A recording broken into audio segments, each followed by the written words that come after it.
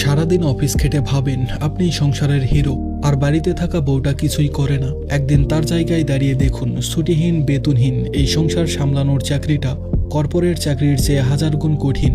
Office থেকে ফিরে সোফায় গা এলিয়ে দিয়ে এক গ্লাস জল চাইতে চাইতে আমরা সহজেই বলে ফেলি, সারাদিন তো বাড়িতে ছিলে, করেছোটাকেই।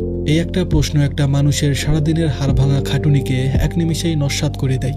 আমরা ভাবি বাহিরের কাজটাই কাজ, আর ঘরের কাজ তো এমনিতেই হয়ে যায়। কিন্তু সত্যিটা হলো আপনার অফিসের কাজের একটা নির্দিষ্ট সময় আছে, সকাল 10টা থেকে সন্ধ্যা 6টা, তারপর আপনি মুক্ত। শনিবার রবিবার আপনার ছুটি আছে, মাস শেষে বেতন আছে, বোনাস আছে। কিন্তু একজন গৃহিণীর তার ডিউটি শুরু হয় সূর্য ওঠার আগে আর শেষ হয় সবাই ঘুমিয়ে পড়ার পরে। বিনিময়ে তারা কি পায়? একটুখানি সম্মান, সেটাও আমরা দিতে কার্পণ্য করি। সংসারটা কোনো হোটেল নয় যে আপনি অর্ডার করবেন আর খাবার চলে আসবে। জামা কাপড় ধোয়া, ঘর গোছানো, রান্না করা, বাচ্চার পড়াশোনা, বয়স্ক মা বাবার সেবা, এগুলো কোনো ম্যাজিক নয়। এগুলো এক একজন নারীর ঘাম ঝরানো পরিশ্রম। আপনার বস আপনাকে বকা দিলে আপনি চাকরি ছাড়ার কথা ভাবেন, কিন্তু এই নারীরা হাজারো অবহেলা সহ্য করেও সংসার ছেড়ে যায় না।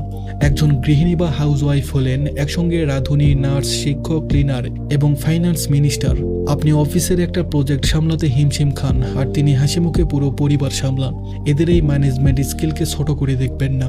আপনার জ্বর হলে আপনি অফিস কামাই করেন, কিন্তু মায়ের বা স্ত্রীর জ্বর হলেও তাকে রান্নাঘরে যেতে হয়, কারণ সে না গেলে আপনার পাতে ভাত জুটবে না।